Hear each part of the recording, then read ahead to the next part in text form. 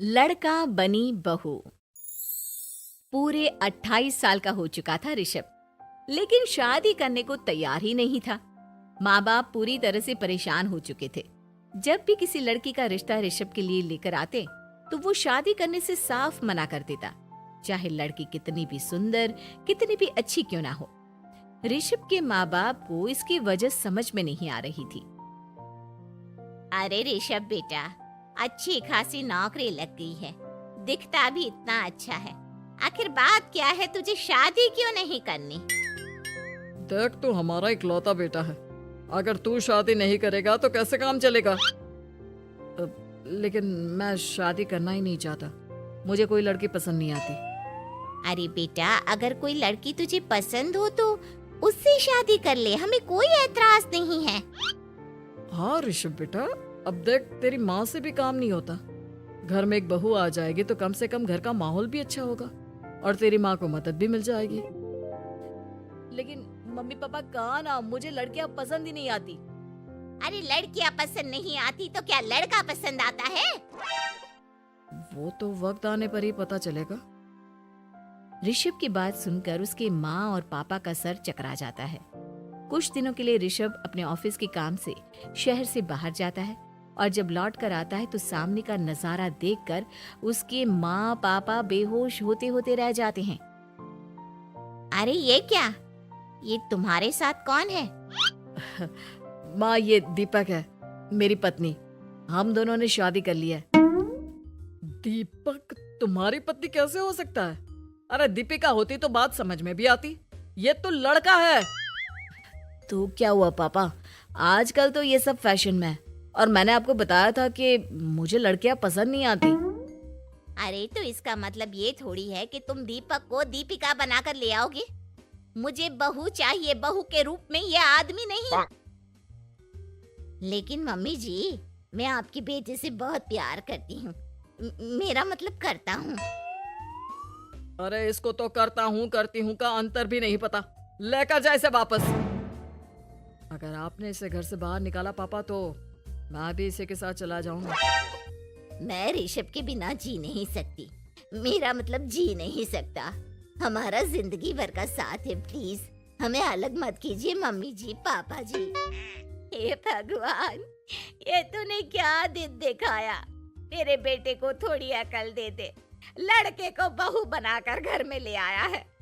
अब क्या होगा, हम दुनिया को क्या मुंह दिखाएंगे? माँ, बेकार में परेशान हो रही हो। दीपक आपके सारे काम करेगी और एक अच्छी बहू की तरह आपके साथ रहेगी, देखना। पहले तो खुद तो क्लियर कर ले कि यह कुछ करेगा या करेगी, बाद में हम सोचते हैं कि हम क्या करें।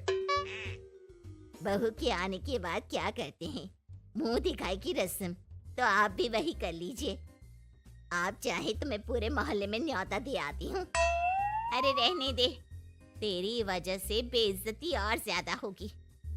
आई बड़ी, अब मेरा मतलब है आया बड़ा न्योता देने वाला। अगले दिन सुबह के वक्त दीपक बड़ी नजाकत से चलता हुआ सबके लिए चाय बनाकर सुबह सुबह बालकनी में आ जाता है। प्रणाम मम्मी जी, प्रणाम पापा जी। ये देखिए, चाय बिल्कुल आपकी पसंद की है। मुझे ऋषभ ने सब कुछ बता दिया था कि आपको क्या क्या पसंद है। हे भगवान, ये सब क्या हो रहा है? ये क्या नौटंकी है? नौटंकी कहाँ है? माँ देखिए तो, मेरा दीपक आपका कितना ख्याल रख रहा है। लाओ, अब जो भी है, जैसी भी है, चाय पियेंगे ही सही। थोड़ी देर के बाद, वैसे दीपक, चाय तो तुमने बहुत अच्छी बनाई है। चलो कुछ तो अच्छा हुआ। अगले दिन, अजी सुनते हैं, आज पैरों में बड़ा दर्द हो रहा है। लग रहा है घुटनों में फिर से कुछ न कुछ प्रॉब्लम हो रही है। डॉक्टर ने वो दवाई दी थी, उसकी मालिश करो ना अपने घुटनों पर, आराम मिल जाएगा। वो क्या है ना, खुद के हाथों से ठीक से मालिश नहीं हो पाती। अरे मम्मी जी, आपको परेशान होने की क्या जरूरत है, मैं हूँ ना। लाइए, मैं आपके पैरों पर मालिश कर देता हूँ, मेरा मतलब कर देती हूँ। अरे रहने दे, रहने दे। घर में बहू होती तो सेवा करती, यहाँ तो आदमी बहू बनकर बैठा हुआ है। मम्मी जी नाराज मत होइए, एक बार मुझे मौका तो दीजिए आपकी सेवा करने का। अच्छा ठीक है, ये ले दवाई लगा दे। दीपक बहुत अच्छे तरीके से घुटनों की मालिश करता है। थोड़ी देर के बाद इतना आराम मिल रहा है क्या बताऊं, ऐसा लग रहा है मेरे घुटनों में कभी तकलीफ थी ही नहीं। लगता है तुम्हारी लड़का बनी हुई बहू तुम्हें पसंद आने लगी है। ऐसा कुछ भी नहीं है, वो तो बस इतने अच्छे से मालिश की इसलिए मैंने इसकी तारीफ कर दी। मम्मी जी पापा जी आपस में लड़ाई नहीं करते। अच्छा आप ये बताइए शाम के खाने में क्या खाएंगे? पनीर दाल मखनी पुलाव कुछ भी स्पेशल बता दीजिए। अरे भाई ये सारी चीजें मुझे तो खाने में बहुत ही पसंद है। तुम क्या कोई औरत हो जो पनीर दाल मखनी बनाओगी? हाँ, अरे लड़का हो तो लड़के की तरह बिहेव किया करो ना।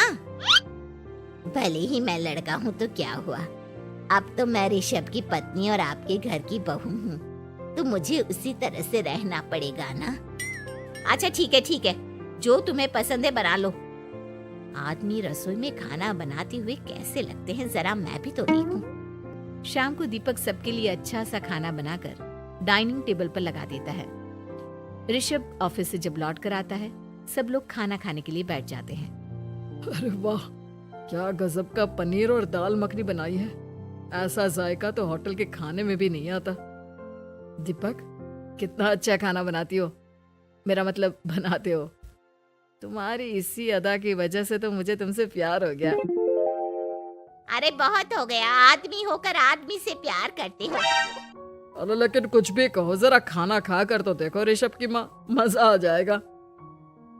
हाँ वैसे बात तो आपकी सही है, खाना तो वाकई में लाजवाब है। इतना स्वादिष्ट पनीर तो मैंने अपनी जिंदगी में नहीं खाया। कितना अच्छा होता अगर ये दीपिका होती। और फिर अगली सुबह कुछ ऐसा होता है जिसे देखकर ऋषभ के माँ और पापा ना केवल खुश होते हैं बल्कि हैरानी से उनकी आंखें फटी की फटी रह जाती हैं। उन्होंने जो नजारा अपनी आंखों के सामने देखा उसे देखकर उन्हें अपने आप पर भरोसा नहीं हुआ। सुबह का वक्त था, सब लोग बालकनी में बैठकर सुबह की चाय का इंतजार कर रहे थे।